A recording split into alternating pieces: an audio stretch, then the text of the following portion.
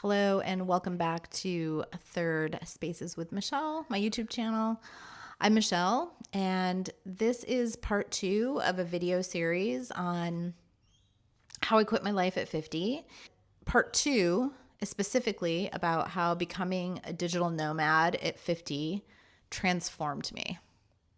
So we're picking up here in 2019 after the absolutely magical year of 2018 where I saw myself quitting pretty much every part of my life. And if you haven't seen part 1, I'm going to put a link below to that video down in the comments box.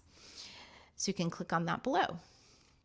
Picking up in March of 2019, I have put everything in storage. I've given my car to a good friend who's going to care for it for me as I leave the country on a 4-month trip to Southeast Asia, where I will live in a different country each month with community support, traveling solo, but with this company called Remote Year, which I talked about in my first video.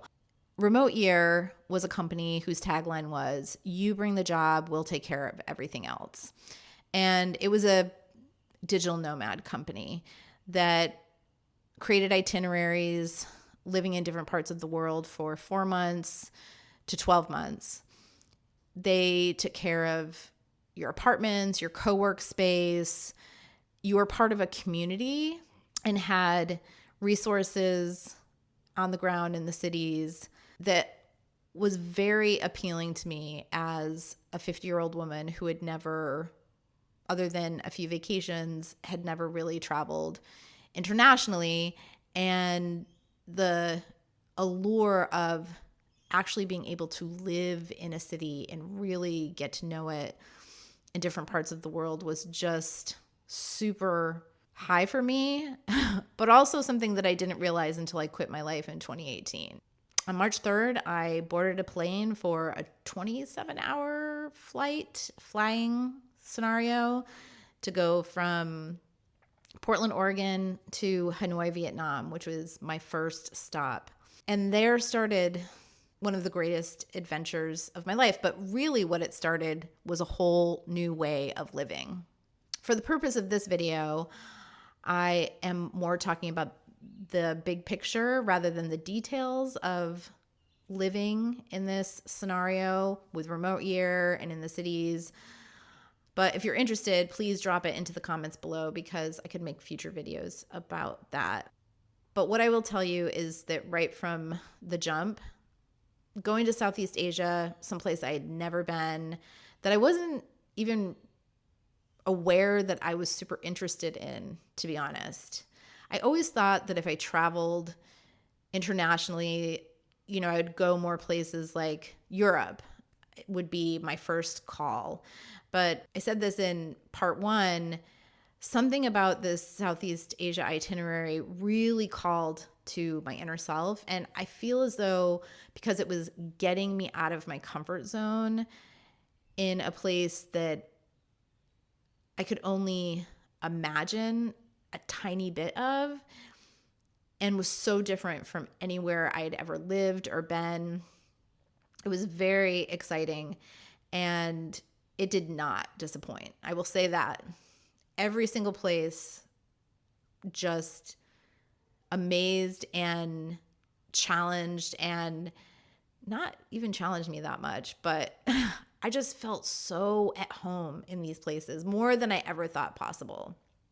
It was very exciting. And one thing that I will tell you is, as I traveled, mastering public transportation in a foreign country, in a foreign city where you don't speak the language is one of the biggest confidence builders that you could ever imagine. Honestly, I still feel that today.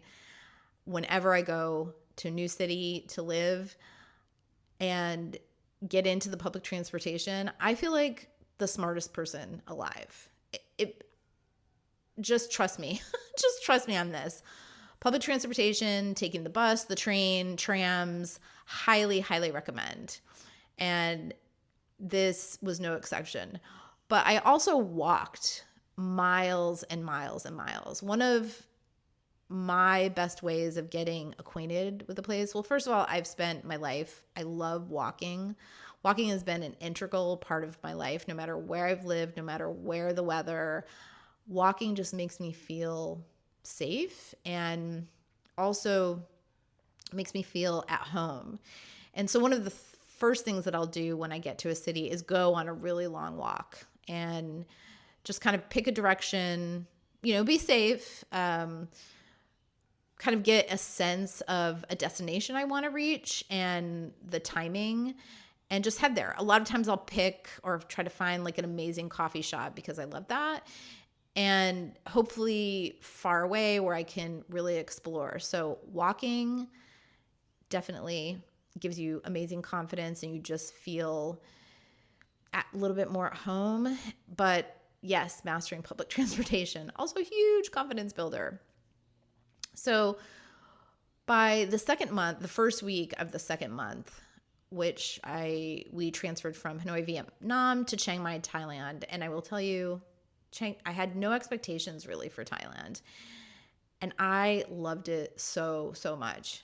I just adored it. But within that first week of the second month, I knew that 4 months wasn't going to be enough. And I started exploring what extending my time looked like. So once you were a part of Remote Year, you had kind of this opportunity within the platform and other locations and other itineraries to be a part of that for a discounted rate. They gave you a lot of incentive to keep traveling with them. And so you could even go just to stay in a city you'd already been to or go on to a different itinerary in a different part of the world. So I contacted them and found that when my group was ending, another itinerary was beginning in Europe for 4 months. And we would overlap 1 month, but that I could get a spot on that itinerary starting the second month. So that itinerary was 4 months in Europe in South Africa. And so it was Croatia, Lisbon, Portugal, Valencia, Spain, and Cape Town, South Africa. And our overlap would be Croatia and Kuala Lumpur in Southeast Asia. And they offered me a really great rate and I booked it. And I called my son in the United States and I said, I'm not coming back after 4 months. And I called my friend who had my car and both of them were like, we're not surprised. And I said, yeah, this is what I'm doing. And every experience was it was life-changing. And one of the big benefits, I never could have imagined this even a year before, honestly. In April of 2018, when I was just getting into quitting my life, you could not have told me that day, oh, in a year you'll be in Chiang Mai, Thailand, and you're going to be in Southeast Asia for 4 months, and you've just decided to spend 2 months in Europe and 5 weeks in South Africa. Nope, I would have said you're crazy, but here we were. I would love to tell the stories of each place. They were all so, so special, really. I can't say enough good things about the whole experience and the communities. They all had their challenges. Life doesn't not have challenge. And there's also the human condition of being with people you don't know and getting to know.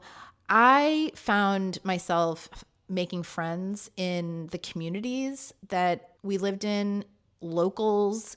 I made friends with people who did not speak English. I mean, when I say we made friends, somebody who I visited with, went and had coffee with, we use Google Translate and were able to communicate and connect really well.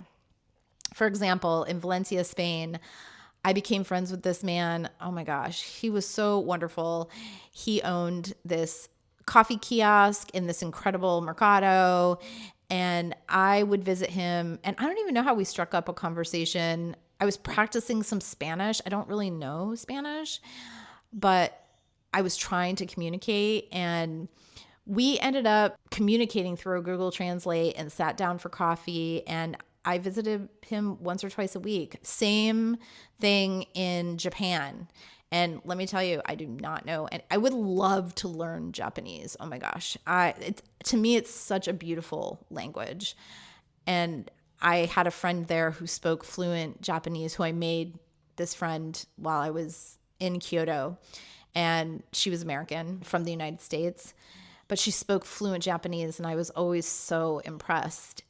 Made friends with people in my fancy grocery store who we chatted in with their very limited English and my very limited few phrases of Japanese. It was wonderful. I would say don't be afraid. If this is something that's a barrier for anyone to go and live and travel out in the world, it is entirely doable. I have found that would be one of the things not to worry about. You can make it happen. So that really transformed me. Being able to connect with people that way just felt so, so good. I will say this about all of the places. My two favorite places out of the whole 8 months were Kyoto, Japan, and Cape Town, South Africa. I cannot say enough good things about both places. And I felt so at home and so welcome, and kind of like I was living my very best life. It was hard to leave Cape Town, which was my last stop. I did make some really good friends who I've stayed in touch with, and I'm eager to get back there. Haven't made it back yet, but I'm hoping to. It's really a wonderful place. I landed back in the United States October 2019, just before my 51st birthday. And I could not believe all that had happened. All that had happened. And I was even more changed than I was when I quit my life in 2018 and all the massive change and upheaval. I was just a different person. And I know that this sounds cliche. I mean, travel changes you. No matter what the length of travel, it does. And I was a changed person, and I knew that I wasn't going back to my old lifestyle anytime, or at the time I thought anytime soon. Still had that storage unit full of my life that I put away to say, oh, it'll be there when I'm ready to pick that back up. But I knew in 2019, I was like, not ready. This just whetted my appetite for more. So I started thinking about what I was going to do for the next 6 months, and staying in Oregon and working with my clients and working on building my business a little. But I also reflected on the transformations that I had already made. And that's what I'm going to wrap up this video on, were these transformations that came from becoming a digital nomad at 50, which, by the way, a lot of people are like, oh, digital nomads, they're like in their 20s and 30s. Believe me, you can do it. It is amazing.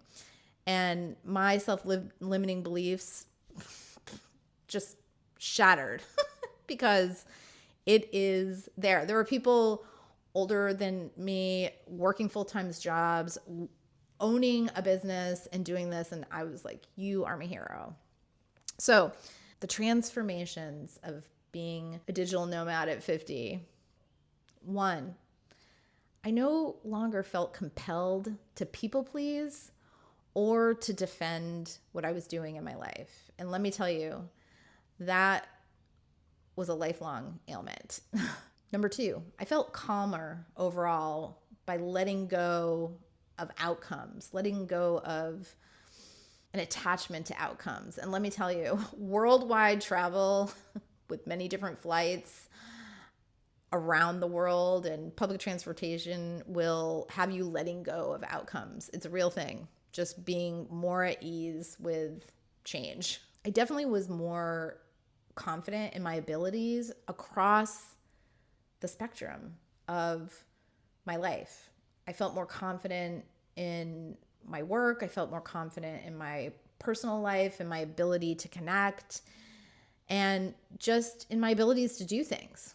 I also felt lighter, literally lighter, living out of a 24-inch suitcase, that my life was a 24-inch suitcase and there was no wiggle room. I had a little bag with my computer that was my carry-on over my shoulder and a 24-inch suitcase. And that really lightens your load. Can't really add a whole lot on. Linear success no longer made sense to me. This story we're sold about how life goes and things that you're supposed to do in certain times, and if you don't do them then that they're lost forever. Linear success makes no sense. And I could give up the idea of linear success altogether. And then finally, experiences versus things completely transformed me in the way of experiences are so much more valuable and worthy of your efforts than things, than what we've been sold by capitalism. I'm not going to get into the capitalism discussion right now, but experiences, connections, seeing these incredibly beautiful, epic places. Yeah, every single day. Experiences with people, with animals. I didn't even get into all the incredible animal experiences that I had. Some were kind of crazy, but so wonderful. But experiences versus things every day. So those were the transformations that occurred, just a few of them. But the ones that stand out to me the most from that experience, and it just kept going.